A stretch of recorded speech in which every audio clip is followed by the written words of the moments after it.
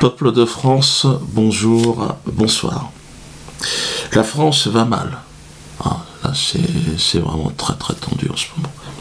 Les vaches à lait de l'arrière-garde de la République sont les victimes d'un véritable programme d'extermination fiscale. Exsangue, ils croulent sous les dettes et l'impôt. En ce moment, évidemment, c'est la période. Hagards et trahis, ils déambulent tels des zombies sans espoir dans une société qui leur est devenue hostile. C'est moi qui l'ai écrit. Donc, je le pense. Pendant ce temps-là, le chef de gouvernement et toute sa clique s'auto-plébiscitent avec un grotesque vote de confiance. Manuel Valls avait demandé la confiance, il l'obtient, c'est une confiance relative, mais c'est une confiance qui lui permet de continuer à gouverner comme il l'entend. Ils ont confiance, ils sont en confiance, apparemment. Plus personne ne peut les blairer, ils ne représentent plus rien, ils sont rentrés dans les négatifs au niveau des sondages, mais ils ont confiance. C'est-à-dire que c'est un petit groupe de gens, ils se disent « T'as confiance ? Ouais, j'ai confiance ». Donc là, je veux dire, il ne faut pas avoir peur du ridicule. Moi qui ai un certain culot, j'aurais jamais osé sortir des conneries pareilles. Mais bon, vote de confiance, que veux que je vous dise. Se foutre de la gueule du monde et humilier les plus humbles d'entre nous est devenu un jeu de l'esprit en vogue à la cour du royaume de France. Ainsi, la très galante courtisane Trierwiller, exactement la prononciation du nom, nous apprend que notre souverain, François Dernier, dernier des derniers, tu peux pas, c'est François en dessous des derniers, plus rien. Ben lui, François, il aime, dans l'intimité de sa couche, affubler les plus démunis du joyeux sobriquet de 100 dents. Faut pas déconner.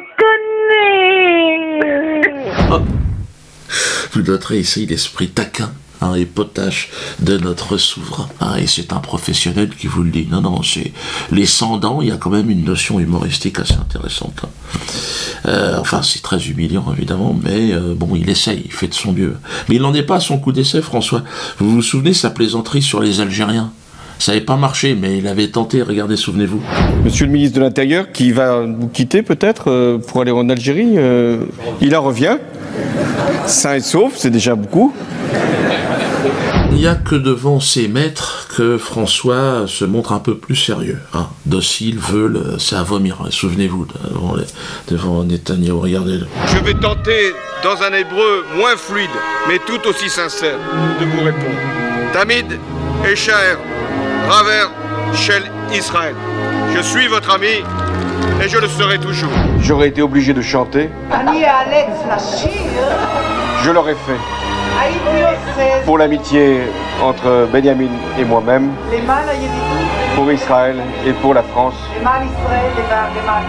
même en chantant aussi mal que je chante, car je chante mal, j'aurais toujours trouvé un chant d'amour pour Israël et pour ses dirigeants. Am Israël, Am Israël, Am Israël, Am Israël, Am Israël, Am Israël. Vous l'aurez compris, la France va mal. Les gens n'arrivent plus à payer leurs impôts, ils n'arrivent plus à bouffer, ils en ont marre. Ils en ont plein le cul. Regardez ce qui se passe. Il y a le loyer, la taxe d'habitation, il y a la fiche de paie qui est descendue malheureusement puisque je suis en arrêt de maladie. Avec son arrêt maladie, cet agent de sécurité ne touche plus que 789 € de revenus. Un fonctionnaire lui a donné ce formulaire de délai de paiement pour ses 989 € d'impôts. Au-delà des délais, certains demandent des remises, comme cette retraitée pour environ 500 € d'impôts en plus à payer. Sa demande d'allègement a été refusée. Je rentre pas dans les catégories où font des restos. Je ne sais pas s'ils en font beaucoup par contre, parce que les gens s'en vendent pas trop. L'an dernier, plus de 200 000 personnes ont réclamé un allègement ou la suppression pure et simple de leur impôt. L'administration ne divulgue pas le nombre de demandes accordées. Alors les gens, est-ce qu'on peut payer en 3 fois ? On regarde 10 fois. Et puis le plus étonnant, c'est qu'en plus ils font des cadeaux fiscaux à ceux qui n'en ont pas besoin. Ouais. Pas ceux qui gagnent 1500 mais par jour. Non mais c'est atroce. Et d'ailleurs je dois dire que moi je gagne pas 1500 par jour, mais bon, beaucoup plus que la moyenne. Ben moi ils me font des cadeaux fiscaux. Je l'ai dit dans la dernière vidéo, 200 000 ils m'ont donné, avec votre fric. Non mais j'ai honte, mais Avec votre argent. Mais tout est dans le bouquin. Hein. Tout est dans le bouquin. Hein. Il y a tous les documents, tout ce qui vont... c'est page 112. N'hésitez pas d'ailleurs à acheter le bouquin, à découper la page et vous allez aux impôts. Puis vous leur dites, j'ai pas le droit à 200 000 €. Hein. S'ils le donnent à un dangereux criminel comme moi, antisémite, néo-nazi, fraudeur, mangeur d'hommes, j'imagine que la vache à lait moyenne, elle peut quand même pouvoir solliciter quelque chose. Hein. Essayez, hein. Faut tenter. Hein. Vous pouvez même poser la question au ministre de l'économie, hein, le nouveau là. Appelez son ministère, vous l'appelez, écoute, je ne sais plus comment il s'appelle, Macaron Pistache là, et puis tu lui dis, Macaron Pistache, j'ai des problèmes, pourquoi t'as donné 200 000 € au négro, chez les socialos, pour obtenir quelque chose, il vaut mieux apparaître comme un voyou, un peu une racaille. Ils préfèrent, vous savez qu'ils payent quasiment pas. Je sais qu'ils ne payent pas des impôts, là. Thévenoud, vous avez vu? Regardez Thévenoud. Thomas Thévenoud quitte le gouvernement pour des raisons personnelles. Puis très vite, le vocabulaire s'affine. L'ex-secrétaire d'État ne déclarait pas ses revenus et ne payait plus ses impôts depuis plusieurs années. Ironie de l'histoire, en juin dernier, ce proche d'Arnaud Montebourg, ancien membre de la commission d'enquête parlementaire sur l'affaire Cahuzac, vient défendre l'exemplarité en tant que porte-parole du groupe socialiste républicain et citoyen à l'Assemblée nationale.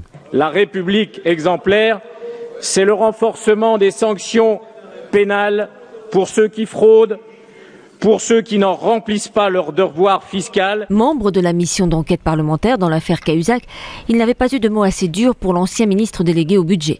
Quant aux fraudeurs, il les exhortait en octobre dernier à faire repentance. Thévenoud, qu'est-ce qui s'est passé? Ouais, pareil, il a dit qu'il fait une maladie, une phobie de l'administratif. Cahuzac, lui, il mettait son argent en Suisse. Et c'est des centaines de milliers de... Ouais, donc, puis les autres, maintenant, ils s'inventent des diplômes. Ah non, chez les socialistes, au niveau du mensonge, ils sont balèzes. Ouais, il y a, comment il s'appelle, Cambadélis. Bon, il a un BAP mécanique, apparemment, il se démerde bien. Et puis, mais bon, pour faire de la politique, il a échangé ça en doctorat. Doctorat, économie, sciences, politique, tout, enfin, quelqu'un de compétent. Vous dites, vous, qu'il a usurpé son doctorat, qu'en gros, il a triché avec ses amis de l'Organisation communiste internationale et avec la fac. Il a triché, c'est-à-dire que pour rentrer en doctorat, il faut avoir au préalable un DEA ou un DESS. Or, il n'a aucun des deux. Et je documente de manière très précise la façon dont il s'y prend, en clair, en discutant avec son directeur de thèse, qui est un sociologue qui est mort depuis, qui s'appelait Pierre Fougirolas. Et voilà, et il ne produit pas dans son dossier d'inscription les diplômes. Christiane Taubira aussi. Bon, elle avait son CAP coiffure, elle était bien. C'est vrai qu'elle l'a reçu avec mention. Et puis elle faisait aussi les permanentes. Mais bon, là, elle s'est inventée 2 doctorats, sociologie, astronomie, biomoléculaire de mes couilles. Elle a même un permis de jeep lunaire, je crois, pour aller sur la Lune. Ils s'en foutent. Ils se donnent tous les permis du monde. C'est normal, elle est ministre, donc l'autre, elle va avoir sa pote qui est ministre de l'Éducation. Tiens, tu peux me signer les machins. Et... je vais être chirurgien dentiste en sortant de là. De toute façon, arracher un chicot, franchement, pas besoin. Faut pas déconner. Le plus drôle, évidemment, ce sont les leçons de morale de toute cette équipe. Moi, Delanoë, putain, lui, il est méchant. Il nous explique que moi, je suis un délinquant fiscal. Écoutez-le. L'extrême droite elle-même est bousculée et dépassée par pire qu'elle. La haine, qu'est-ce qu'elle représente, monsieur Mbala Mbala? Vous parlez de Dieudonné? Je parle de monsieur Mbala Mbala. Oui, bien sûr, je crois que c'est son nom, mais son nom d'artiste, c'est Dieudonné. Monsieur Dieudonné, qui est un représentant du système, qui est un homme qui a mis en place un système commercial extrêmement rentable, est en même temps un délinquant fiscal.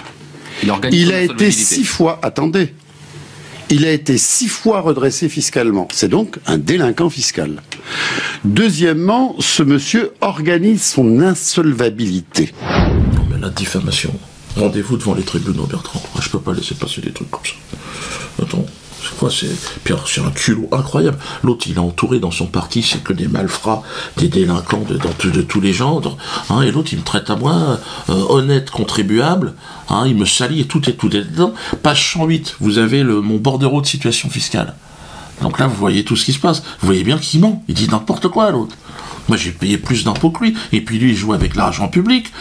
Putain, merde, non, faut regarder son calme, d'ailleurs. L'autre, entre deux séances de massage à Marrakech, il se permet d'arriver, oui, ça c'est bien, ça c'est pas bien. Bertrand, bon, allez, ferme-la. Hein. Dire, attends, il va où l'autre? De toute façon, les médias, ils sont en train de disparaître. Hein. Eux aussi, ils ont titré, pendant que j'avais mon affaire au début de l'année, là, Dieudonné doit de 15 ans d'impôts, il n'a jamais payé d'impôts. Mais c'est dingue, hein. Et là, vous allez vous rendre compte à quel point la presse vous ment. Hein. Vous allez voir tout ça dedans.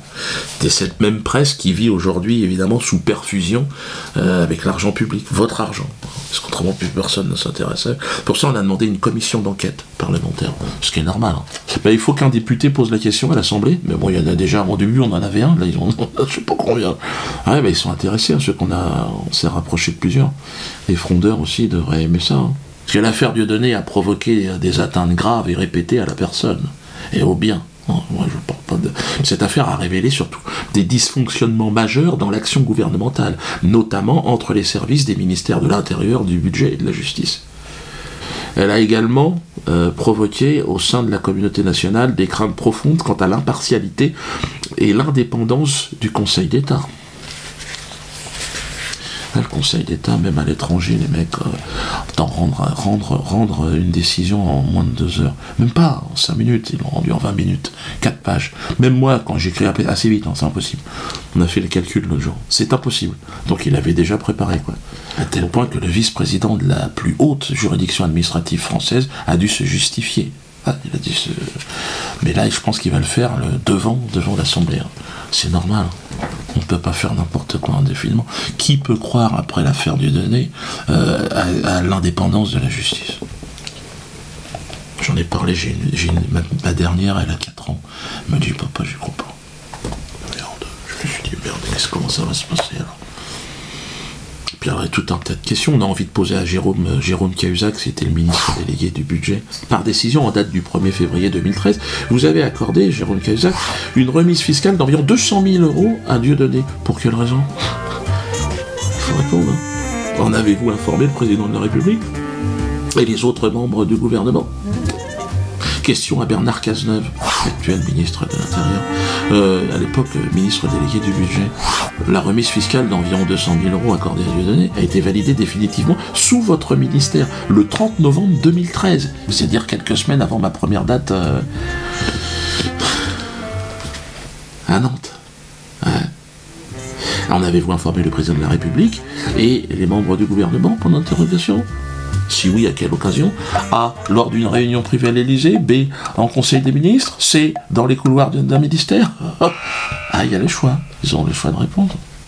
Et Christiane Taubira, comment expliquez-vous, Christiane, qu'une remise fiscale d'environ 200 000 € a été accordée à Dieudonné le 1er février 2013, alors même qu'à cette date, les peines amendes auxquelles Dieudonné avait été condamné depuis plusieurs années n'avaient toujours pas été recouvrées par vos services?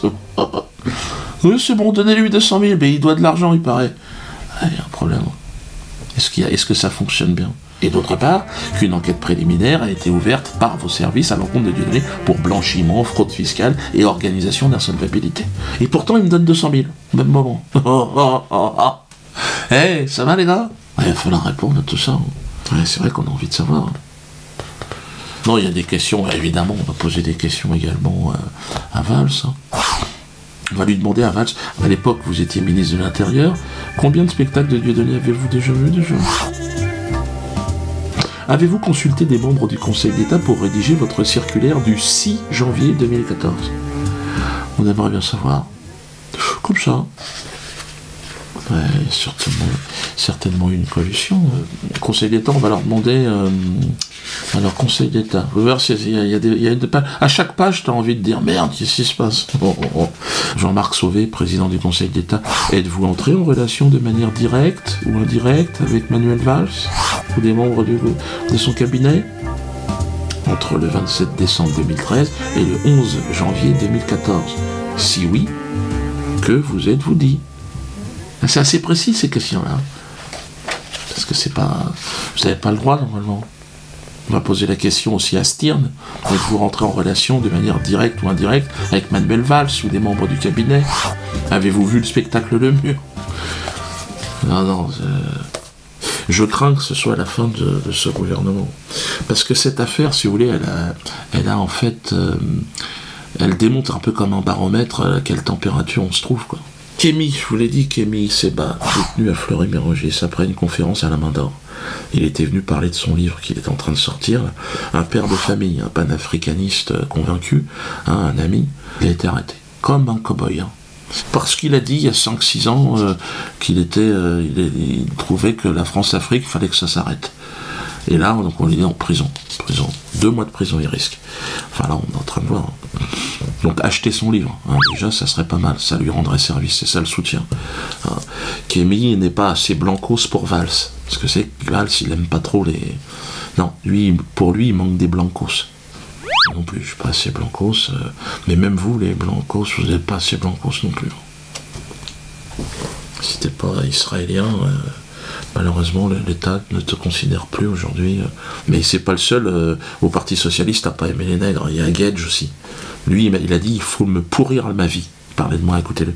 Si on peut pourrir la vie de Dieudonné, qui est indigne de se produire sur des infractions qu'il a commis par ailleurs, eh ben écoutez, faisons-le. C'est pas de l'acharnement, c'est la force de la loi. Duralex, aide lex, il doit savoir que la République, c'est pas uniquement la protection de la dignité humaine, le combat contre l'antisémitisme, c'est aussi le respect des lois. S'il les enfreint, s'il optimise fiscalement, il fait de l'évasion fiscale, il fait tout ça, eh ben écoutez... C'est pas une bonne expression. La justice ne doit pas pourrir la vie de quelqu'un. Mais attendez, moi c'est un suprématiste juif qui entend faire plier la République et mater du négro. C'est son projet. Bon, pourquoi pas.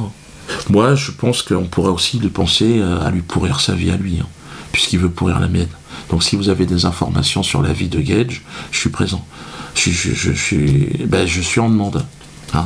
Ça m'intéresse, je suis intéressé. Je sais qu'il est dans l'Essonne, il est au Conseil Général, ceux qui travaillent, dites-moi combien il gagne. Si on peut lui pourrir la vie à Gage, on va le faire. Puis comme on est beaucoup plus nombreux, on devrait y arriver. Gage, tu veux jouer à ça, qu'est-ce que je te dise? Moi j'aurais été pour la paix, mais bon... Quand tu es face à du belliqueux, à un moment donné, tu peux pas faire autrement. Comme Pascal Elbé, qui veut me défoncer ma gueule de nègre, souvenez-vous. En face, il y avait quelqu'un qui avait franchi la ligne rouge tellement fort, on ne doit pas se poser la question de se demander s'il faut ou pas agir, si on lui donne ou pas une rente médiatique. Il faut lui défoncer sa gueule. Et lui, son truc, c'est Israël. Il présente son pays, c'est Israël.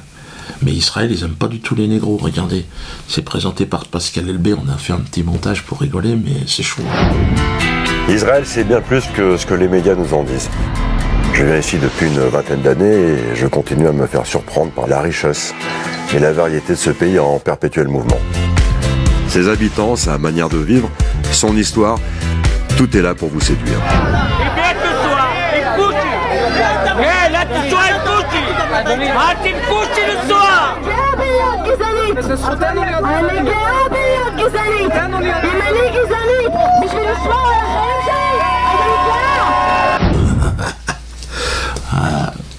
Donc, apologie de terrorisme. Vous avez vu que là même, ils essayent de faire passer une loi par rapport à ça. Et moi, ils m'ont accusé en même temps d'apologie de terrorisme. C'est n'importe quoi. Enfin, il y a une enquête qui est ouverte. Enfin, ils vont enquêter nulle part dans les toilettes parce qu'il n'y a rien, il n'y a pas. Moi, vous savez, j'ai parlé de James Foley. Et donc, ils ont ouvert une enquête parce qu'ils disent que je fais l'apologie. Je n'ai jamais fait l'apologie de sa décapitation. J'ai simplement dit qu'une décapitation, il fallait la voir sous l'angle du progrès. Faut pas se faire refermer. Regardez la tête du Kanak, du grand chef Kanak athée. Elle a été rendue là. Regardez cette tête. Le chef Ataï est une figure légendaire. En 1878, il a mené la première révolte contre les colons français. Il fut décapité et l'on expédia sa tête à Paris. Elle fut étudiée par un célèbre anatomiste, Paul Broca, puis moulée et décharnée. Et puis la tête, elle est revenue en France. Et après, elle a été étudiée pour savoir comment ça marche. Parce que la France avait besoin de savoir. Donc, c'est pas de la barbarie. Peut-être là-bas aussi, ils s'intéressent à la tête de Foley pour des besoins scientifiques. Mais pourquoi pas? Pour voir exactement qu'est-ce que ça...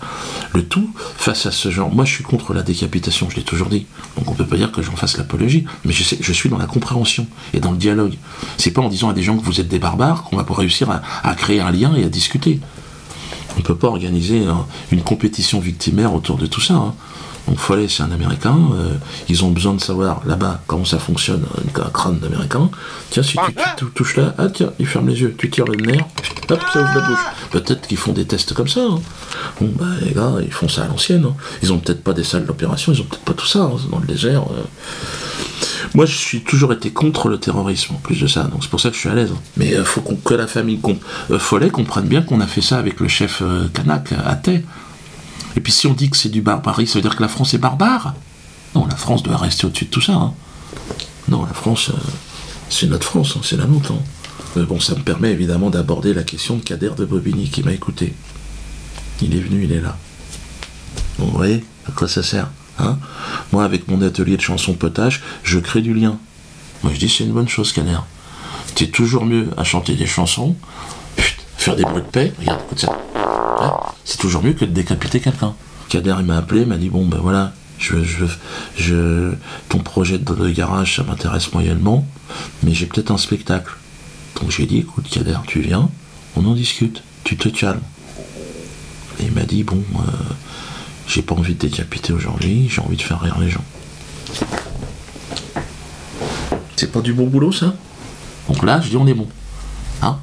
Donc Kader va revenir et il a un spectacle. Bah, il va vous en parler. C'est bien Kader. Hein. Attendez, je vais le laisser à ma place, bougez pas. Bon bah, je suis content d'accueillir Kader. Ça fait plaisir. Hein? Sur Kader. Kader qui revient effectivement de l'atelier de chansons potage de Poissy, c'est une bonne chose. Bravo, le parcours. Merci, merci. Hein? Non, bah c'est vrai, parce que passer comme ça de l'Irak, du désert irakien à la scène parisienne, bah c'était pas joué. Oui, il fait plus chaud en Irak quand même. Kader, il fait plus chaud en Irak. Bon, Kader, je crois que c'est bon, la décapitation c'est loin maintenant. Oui. Ouais. Oui, ça y est. C'est fini? C'est fini, ouais, ça y est. Bon, on salue peut-être les copains de l'atelier de chansons. Germain qui m'a beaucoup aidé, Carlos. Ouais, Alfredo. Et Alfredo, ouais. Il m'a appris chorégraphie, il m'a appris le sens de la chute. Les vannes tranchantes, tout ça, c'était tranchant. C'est bien, bon, on peut dire aussi que Mehdi Minouche, bah, il fait partie de l'atelier chanson depuis peu de temps. Donc on est en train de se développer, puis d'essayer de donner un peu d'espoir aux gens. Bon, si je pose un couteau devant toi aujourd'hui, t'en es où? Si je te le pose là, tu réagis? Ouais, non, t'es pas prêt, tu vois? T'as vu? Je l'ai remarqué tout de suite. Voilà. Non, c'est bon. Le spectacle, tu l'as appelé comment? Mort de rire. Mort de rire, le titre. Et on est toujours encore un petit peu dans l'univers un petit peu de la décapitation. On est encore un peu en Irak, là. Explique un petit peu ce que tu as voulu faire. Je parle, en fait... le fait de côtoyer tous les collègues à l'atelier de chansons potage, on parlait beaucoup de la mort en fait, c'est très présent. Et en fait, je me pose la question que se posait tout le monde, qu'est-ce qui se passe après la mort? Ça, c'est une vraie question. Ça, c'est une question existentielle que je me suis posée. Et tu te l'es posé la question quand tu étais dans le désert avec Follet? Bah, c'était un peu pour ça en fait que je suis parti. J'avais besoin de savoir... en vrai, parce que bon, je regardais sur internet, mais on sait pas. Non. Les gens, en vrai, ils savent ce qui se passe après la mort. Et je lui ai dit, d'ailleurs, c'est traduit, mais c'est pas traduit de la bonne manière. Je lui ai dit, tu me dis ce qui va se passer, tu m'expliques ce qui va se passer. Ouais. Peut-être éviter de refaire parce que ça va te remettre en tête des trucs. Mais ça va, Kader. C'est fini. C'est fini. Hein? Mort de rire.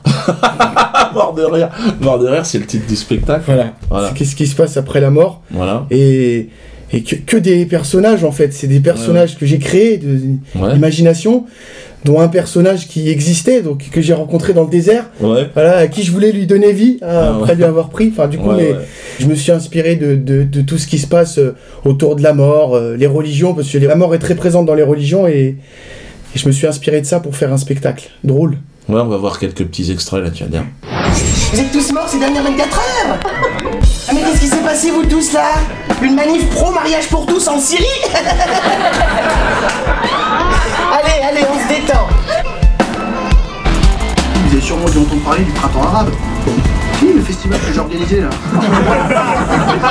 Le siège de sa boîte est situé à Phuket, en Thaïlande.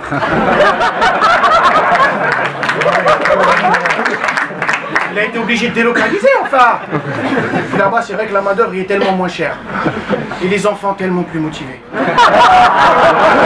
je suis super content. Et puis, surtout qu'à Bobigny, tu sais qu'il y a des jeunes qui commençaient aussi à prendre exemple, à faire un peu n'importe quoi. Et qui, aujourd'hui, ben, ils vont venir te voir. Donc, je les incite à venir voir. Le Kader de l'Irak, c'est fini. Le Kader qui décapite, ben, le Kader, aujourd'hui, il est là et il nous fait rire. Abdullah. Et du light. Ah, c'est du light. Oui, je parle arabe. Abdoulaït. Abdoulaït, ouais, très important. Qu'est-ce que tu as à dire aujourd'hui à ces jeunes qui s'enrôlent et qui partent en Irak? Faut pas aller en Irak. Voilà. Faut pas. Il fait trop chaud. Déjà, il fait trop chaud. La crème en plus, la combinaison, non, faut pas aller en Irak. Il faut pas décapiter les gens. Faut pas décapiter les gens. Faut pas décapiter les gens. Non, je crois que c'est vraiment un message très important. Faut pas décapiter les gens. Pas d'apologie d'actes de terroristes. Alors, ça c'est vachement bon, parce que c'est pas encore très bien compris. On me l'autre de Bobigny.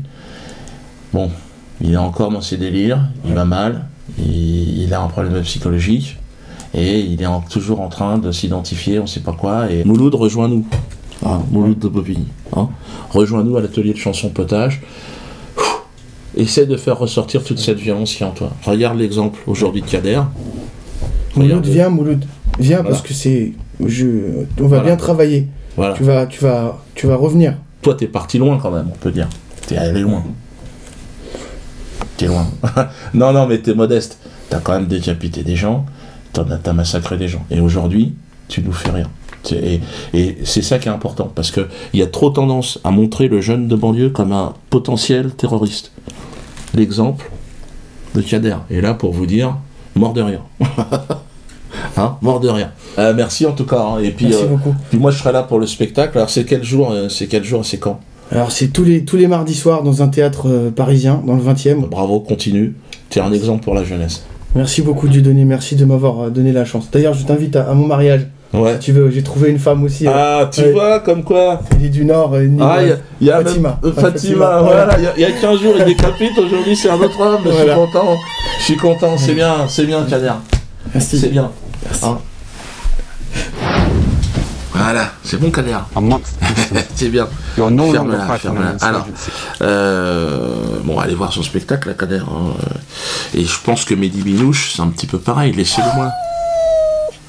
Vous êtes en train de fabriquer des djihadistes un peu partout dans les prisons. Pourquoi? Parce que vous faites n'importe quoi. Donc laissez faire les professionnels. Roger? Voilà, tout à fait. Roger, ça va? L'atelier de chansons potage, ça va? Ouais, toujours pas l'ordinateur. Ouais. Qu'est-ce que tu fais, Roger? Non, laissez... Qu'est-ce que tu fais? Non, regardez pas. Quoi?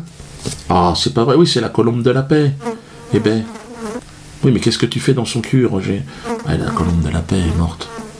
Et Roger, il est en train de pondre des œufs dans le cul de la colombe, putain.